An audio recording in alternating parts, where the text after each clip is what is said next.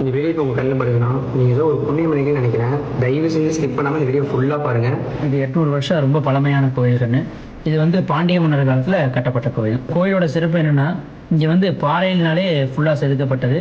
இது 12 கிராமத்துக்கும் சொந்தமான கோயில். இது முத்துவேலப்ப செட்டியார்னு ஒருத்தர் இருந்தார்.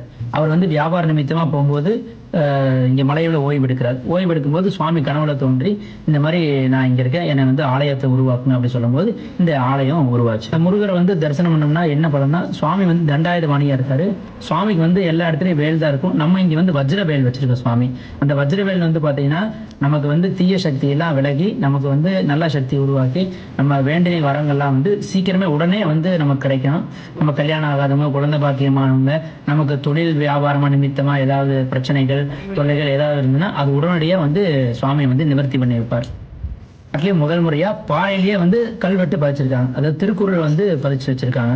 8 அடி நாகரானது அந்த பாறையிலேயே செதுக்கப்பட்டிருக்கு. தேய்பிர அஷ்டமியில் பார்த்தீங்கன்னா அதுக்கு வழிபாடு பண்ணி பூஜையெல்லாம் பண்ணுவாங்க.